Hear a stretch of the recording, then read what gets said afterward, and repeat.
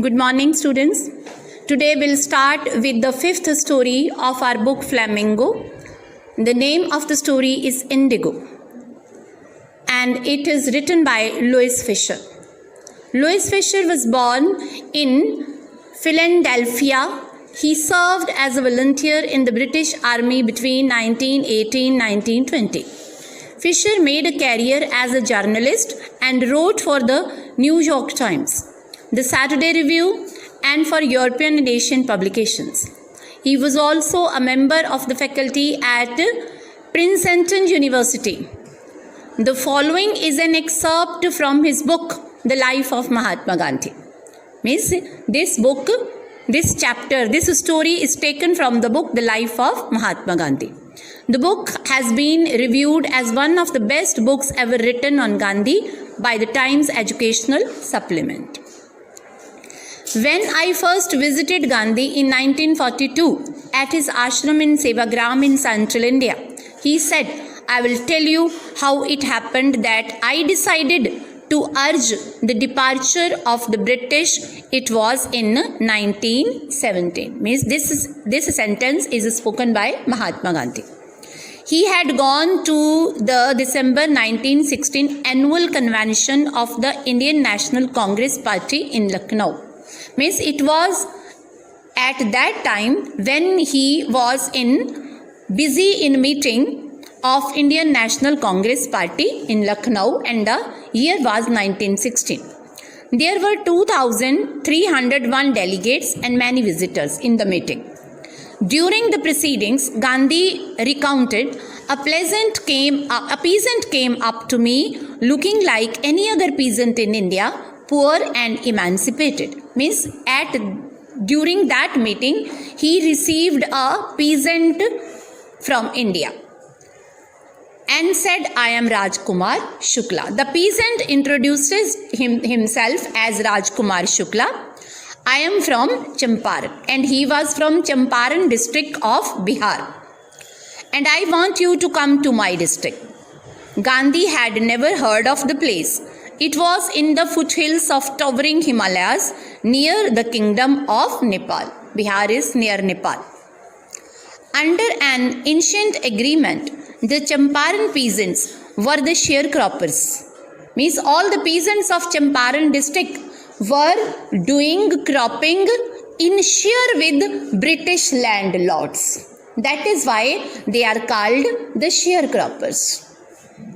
Rajkumar Shukla was one of them. He was illiterate, means he was not literate. Literate means he was not able to read and write. But resolute. Resolute means a person with strong determination. He had come to Congress session to complain about the injustice of landlord systems in Bihar, and somebody had probably said speak to Gandhi. Means someone has suggested him that he should talk to Gandhi about the injustice of British landlords with the sharecroppers of Bihar.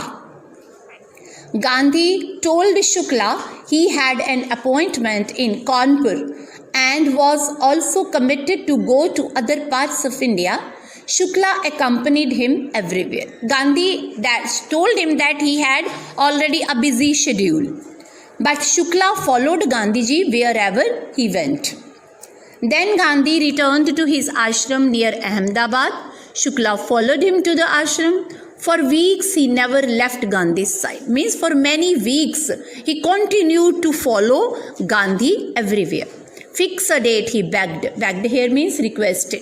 He requested Gandhi to fix a date to come to Champaran with him. Impressed by the sharecroppers' tenacity and story, Gandhi said, "I have to be in Calcutta on such and such a date. Come and meet me and take me from there." At last, Gandhi gave him an appointment. Means you come to Calcutta, and from Calcutta we'll go to Champaran. Months passed. Shukla was sitting on his haunches at the appointed spot in Calcutta when Gandhi arrived. After many months, the date came which Gandhi gave to him. And Shukla arrived Calcutta before Gandhi. He waited till Gandhi was free. Then two of them boarded a train for the city of Patna in Bihar, because Patna is capital of Bihar. So they first reached Patna. There Shukla led him to the house of a lawyer named Rajendra Prasad, who later became president of Congress Party and India. And there Gandhi went to the house of Rajendra Prasad, who was our first president of independent India.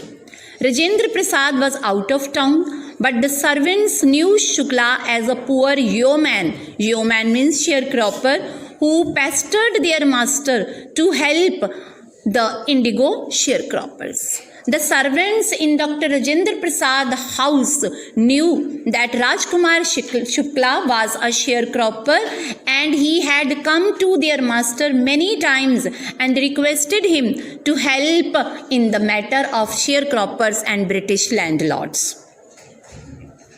So they let him stay on the grounds with his champion Gandhi. Gandhi was also with him, whom they took to be another peasant. And they thought that Gandhi was also another peasant because he was accompanied by Shukla.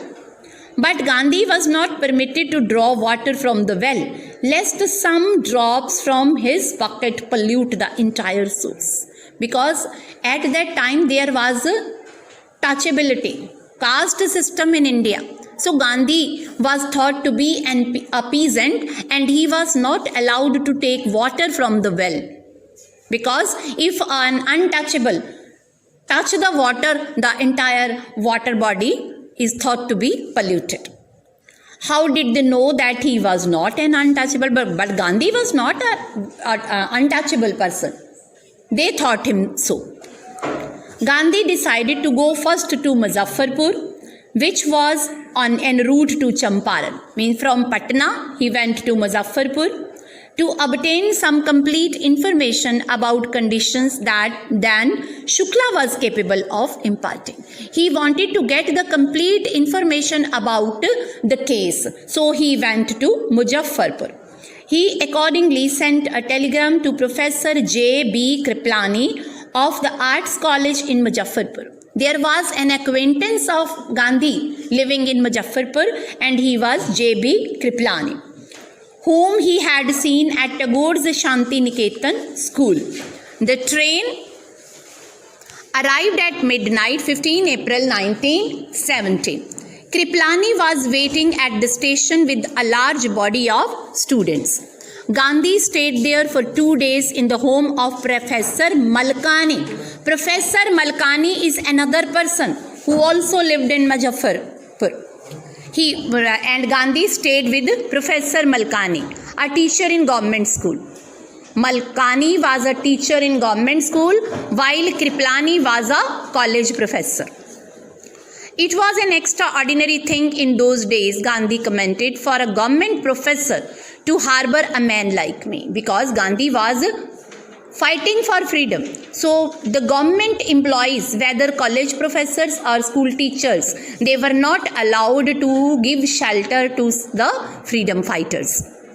In smaller localities, the Indians were afraid to show sympathy for the advocates of Home Rule. The advocates of the Home Rule were the freedom fighters. And the common public were so afraid that they did not give their support to these freedom fighters. The news of Gandhi's advent and of the nature of his mission spread quickly through Muzaffarpur and to Champaran. Why Gandhi had come to Bihar, why he was in Muzaffarpur, and why he is coming to Champaran, everything was clear to the people, and they all were eager to see him. Sharecroppers from Champaran began arriving on foot and by conveyance to see their champion. Champion means leader. Gandhi was going to fight for them. He was their leader. Muzaffarpur lawyers called on Gandhi to brief him. To brief means to tell him the story in brief. They frequently represented peasant groups in court. Means they had already been fighting for the peasants in the court. They told him about their cases and reported the size of fee. But they charged high fee from the peasants for fighting their cases. Gandhi chided the lawyers. Chided means rebuked, abused the lawyers for collecting big fee from the sharecroppers. He said, I have come to the conclusion that we should stop going to law courts. Gandhi said that we should not go to the courts. Taking such cases to the courts does little good, means there is no good in going to the courts, because every time the British landlords win the case and Indian peasants lose the case. Where the peasants are so crushed and fear-stricken, because the peasants are afraid. The Indian public is afraid. Law courts are useless. Law courts cannot help the afraid people, feared people. The real relief for them is to be free from fear. The Gandhi decided the first these peasants, these farmers should be made free from their fear of the Britishers. Most of the arable land in Champaran district was divided into estates owned by Englishmen and worked by Indian tenants. The chief commercial crop was indigo. Means at that time the chief crop was indigo. The landlords compelled all the tenants to plant 3/20 or 15% of their holdings with indigo and surrender the entire indigo harvest as rent. The land which belonged to India, the Indians had to give rent to the English people. This was done by long-term contract. This was a long-term contract between the Englishmen and the Indian farmers. Presently, the landlords learned that Germany had developed synthetic indigo. They thereupon obtained agreements from sharecroppers to pay them compensation from being released from the 15% arrangement. जो 15% agreement था ना, they wanted to free the farmers from this agreement, and in return they wanted the farmers to pay a huge amount of money as compensation amount. The sharecropping arrangement was irksome to the peasants. The farmers did not like it. Earlier they had been giving them rent to work on their own Indian land. But this giving a big amount as compensation was not acceptable to farmers. And many signed willingly. Those who resisted engaged liars. Some of the farmers signed it, but other farmers started fighting their cases in the courts. The landlords hired thugs. Meanwhile, the information about synthetic indigo reached the illiterate peasants. Later on, the illiterate farmers came to know why they are freeing us from the age-long bond or agreement. Who had signed, they wanted their money back. Now, those farmers who had already signed it to pay the amount and had paid the amount to the English people, they wanted their money back. They also joined other farmers and started fighting their cases legally to get their money back. At this point, Gandhi arrived in Champaran. He began by trying to get the facts. First, he visited the secretary of the British Landlords Association. The secretary told him that they could give no information to an outsider because Gandhi was not a resident of Bihar. He was not provided with the information.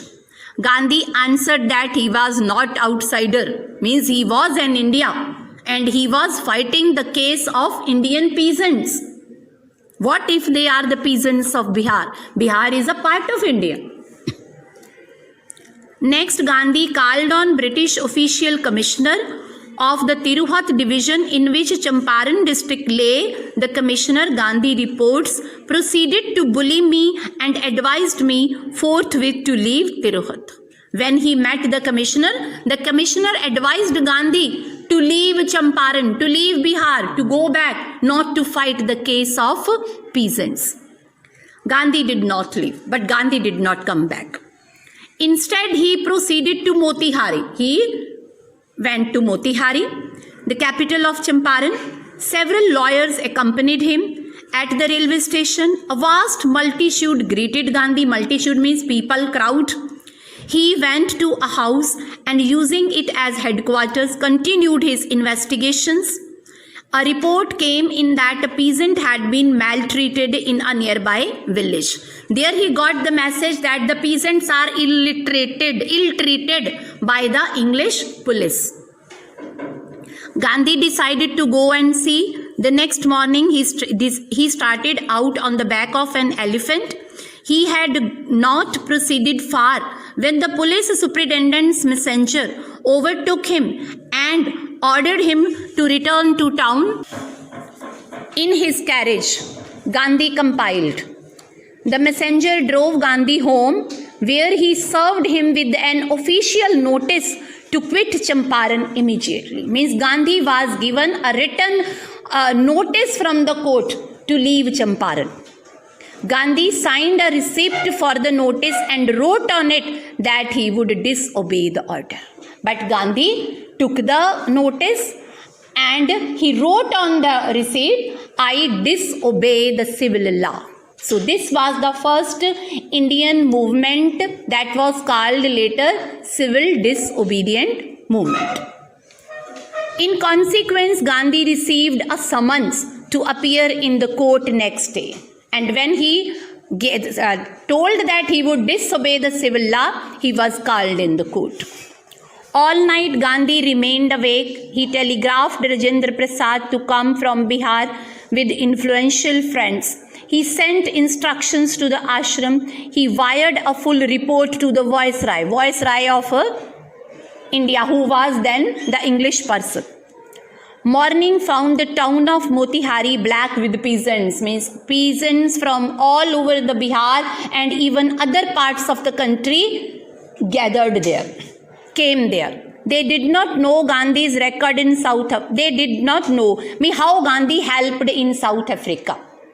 They had merely heard that Mahatma, who wanted to help them, was in trouble with the authorities. When the peasants, the farmers in other districts came to know that Gandhi was in clash with the government, so they all came over there. Their spontaneous demonstration in thousands around the courthouse was the beginning of their liberation from fear of the British. So this was the first step to get free from the fear of the Britishers. The officials felt powerless without Gandhi's cooperation. The British officials could not dissipate the crowd. There was such a large crowd of people. Gandhi helped them regulate the crowd. He was polite and friendly. He was giving them concrete proof that their might, hitherto dreaded and unquestioned, could be challenged by Indians. But Gandhi, on the one hand, requested the Indians to dissipate, to leave the place, and on the other hand, he told the British officials that this is the power of unity of Indian peasants. So you must do something. This is the time you bow before the desire of these peasants. The government was baffled. The government got confused. The prosecutor requested the judge to postpone the trial. Apparently, the authorities wished to consult their superiors. Gandhi protested against the delay. They wanted to delay the matter, but Gandhi again protested. You start the court today. He read a statement pleading guilty. He was involved. He told the court in a conflict of duties on one hand and not to set a bad example as a lawbreaker on the other hand, to render the humanitarian and national service for which he had come. He told them that he had come on humanitarian ground to help these poor peasants of Champaran. He disregarded the order to leave, not for want of respect for lawful authority, but in obedience to higher law of our being, the voice of conscience. He told the British officials that I refused to obey the civil law, not because I disrespect the law, but because I respect the higher consciousness, and that is humanity. He asked the penalty due. The magistrate announced that he would pronounce sentence after 2-hour recess and asked Gandhi to furnish bail for those 120 minutes. The magistrate also got confused. He said that he will ask the police to arrest Gandhi after 2 hours. And in the meantime, he requested Gandhi to furnish his bail in between those 2 hours. Means he was not ready to arrest Gandhi. Gandhi refused to furnish bail. He said, "You just arrest me."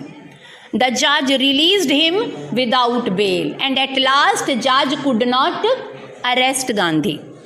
When the court reconvened, the judge said he would not deliver the judgment for several days. Even after 2 hours, the judge said that he will not give his decision. Meanwhile, he allowed Gandhi to remain at liberty. He did not arrest Gandhi, and he said that Gandhi is free. Rajendra Prasad, Brij Kishore Babu, Maulana Mazharul Haq and several other prominent lawyers had arrived from Bihar. They conferred with Gandhi, means they joined Gandhi. What would they do if he was sentenced to prison, means if he was arrested? Gandhi asked. Why, the senior lawyers replied, they had come to advise and help him. If he went to jail, there would be nobody to advise and they would go home. They said that if they arrest Gandhi, they would go back. What about the injustice to the sharecroppers? Gandhi demanded. If you go home, if you go back, who would fight for the poor peasants then? The lawyers withdrew to consult. Rajendra Prasad has recorded the upshot of their consultations. They thought amongst themselves that Gandhi was totally a stranger, and yet he was prepared to go to prison for the sake of the peasants. If they, on the other hand, being not only residents of the adjoining districts, but also those who claimed to have served these peasants, should go home, then they felt ashamed. Gandhi, who was an outsider, he was ready to go to prison for the poor peasants. And these lawyers, including our first president Rajendra Prasad, they should go home. It is a shame on their part. They decided, they thought amongst themselves. They accordingly went back to Gandhi and told him that they were ready to follow him into jail. Then they consulted with one another and went to Gandhi and told that they are not going back. They will also get themselves arrested. The battle of Champaran is won, he exclaimed. Gandhi exclaimed with joy. If you are ready to go to prison with me, then our battle is won. Then he took a piece of paper and divided the group into pairs and put down the order in which each pair was to court arrest. Then he divided all these influential peoples into pairs. This is the, and told them the strategy how to court themselves arrested. Several days later, Gandhi received a written communication from magistrate informing him that Lieutenant Governor of the province had ordered the case to be dropped. Several days after, Gandhi received a message that the case is going to be dropped. Dropped means dismissed. Civil disobedience had triumphed. So, this movement of civil disobedience had won.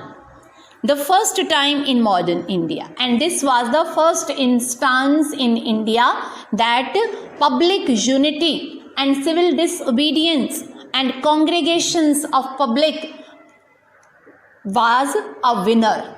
They had got freedom from the fear, not from the Britishers physically, but they have got freedom for their fear of the British. Gandhi and lawyers now proceeded to conduct a far-flung inquiry into the grievances of the farmers. Dispositions by about 10,000 peasants were written down, notes made on other evidence, documents were collected. The whole area throbbed with the activity of investigators and vehement protests of the landlords. Now, a new organization was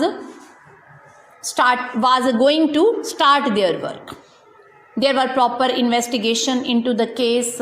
Suppose committee was made up and everything was being scrutinized. And this made the landlords baffled, confused, because the farmers are united now. In June, Gandhi was summoned to Sir Edward Gate, the Lieutenant Governor, before he met leading associates and again laid detailed plans for civil disobedience if he should not return. Now Gandhi made further programs of civil disobedience movement. Gandhi had 4 protracted interviews with Lieutenant Governor, who as a result appointed an official commission. Even official commission was set up to inquire the complete case of inquiry into the indigo sharecroppers situation. The government ultimately had to take decision in favor of the sharecroppers. The commission consisted of landlords, government officials, and Gandhi as the sole representative of the peasants. This commission consisted of government officials, the British landlords, and only one person as the representative of all the peasants, and he was Mahatma Gandhi. Gandhi remained in Champaran for an initial uninterrupted period of 7 months and then again for several shorter visits. Means for 7 months he remained there continuously, regularly, and after that he went to his ashram to other works and came back. The visit, undertaken casually on the entreaty of an unlettered peasant in an expectation that it would last a few days, occupied almost a year of Gandhi's life. Means on the whole, it took 1 complete year of Gandhi's life to solve the problem of the peasants. The official inquiry assembled a crushing mountain of evidence against the big planters. Now they found the evidences against the British landlords. And when they saw this, they agreed in principle to make refunds to the peasants. Then it was decided that the British landlords will have to refund the amount that they had collected from the peasants. But how much must we pay? They asked Gandhi. They thought that he would demand repayment in full of the money which they had illegally and deceitfully extorted from the sharecroppers. The landlords were thinking that Gandhi would demand complete money back. He asked only 50%. But Gandhi asked only 50% amount to be given back to the peasants. There he seemed adamant, writes Reverend J.G. Hodge, a British missionary in Champaran, who observed the entire episode at a close range. Thinking probably that he would not give way, the representative of planters offered to refund to the extent of 25%. But the British landlords were ready to give only 25% of the amount back. So this is very important question. Gandhi demanded 50% of the amount back, but the British landlords were ready to give only 25% back. And to his amazement, Mr. Gandhi took him at his word, thus breaking the deadlock. But Gandhi was ready to get 25% back for the peasants. This settlement was adopted unanimously by the commission. Gandhi explained that the amount of the refund was less important than the fact that the landlords had been obliged to surrender part of the money and with it part of their prestige. Gandhi accepted this 25% return only because this was the first time that the Indian peasants won the case. Secondly, the British landlords had to give something. So it was a fear from the British landlords. Therefore, as far as the peasants were concerned, the planters had behaved as lords above the law. Now the peasants saw that he had rights and defenders. He learned courage. All the peasants of Champaran and Bihar, they became strong. They were united. They have got courage to fight for their rights. Even events justified Gandhi's position. Within a few years, the British planters abandoned their states, and slowly and steadily the land came back into the possessions of the farmers. They abandoned means they left the estates. They went back to Britain, which reverted to the peasant. Reverted means given back to the peasants. Indigo sharecropping disappeared. In this way, indigo, they did not have to plant indigo on 15% of their land now. Gandhi never contented himself with large political or economic solution. This was economic and political solution to the problems. He saw the cultural and social backwardness in Champaran villages and wanted to do something about it immediately. He had observed that how backward these peasants are. What is their living condition? How backward they are socially and culturally. He appealed for teachers, Madhav Desai, Narhari Parekh, two young men who had just joined Gandhi as disciples, and their wives volunteered for the work. He called teachers from the ashram, and these two persons, Madhav Desai, Narhari Parekh, and their wives, came to Champaran to teach the basics of living a good life to the villagers of Champaran and Bihar. Several more came from Bombay, Pune, and other distant parts of the land. Other teachers also came there to help Gandhi. Devdas, Gandhi's youngest son, arrived from ashram, and so did Mrs. Gandhi, because uski wife, the wife of Gandhi, and the son of Gandhi also came there. Primary schools were opened in 6 villages. Kasturba taught the ashram rules on personal cleanliness and community sanitation.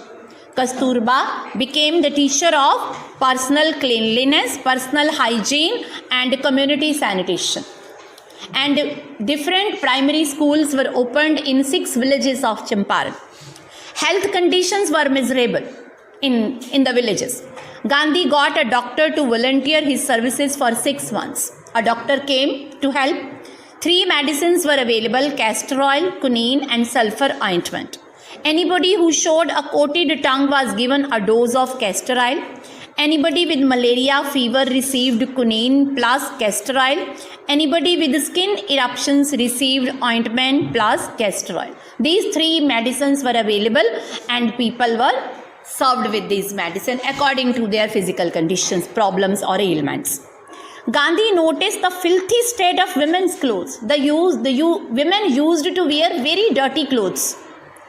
He asked Kasturba to talk to them about it.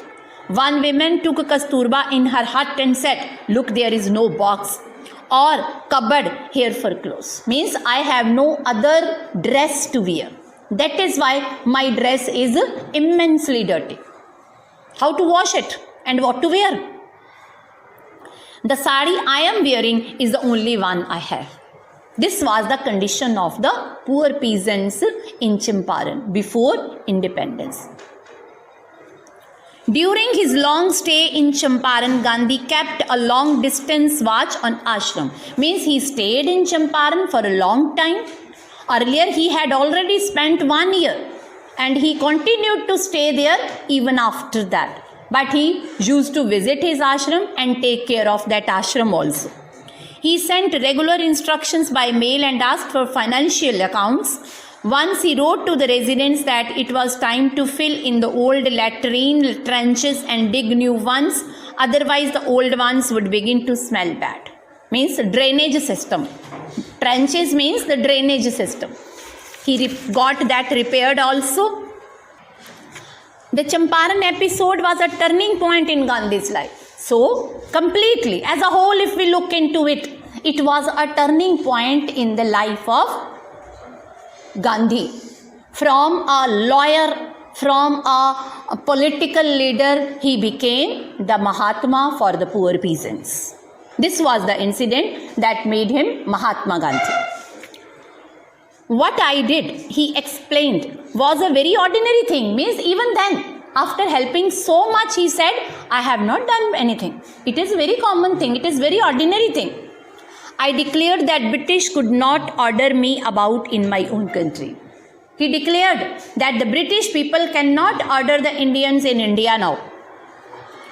But Champaran did not begin as an act of defiance. It grew out of an attempt to alleviate the distress of large number of poor peasants.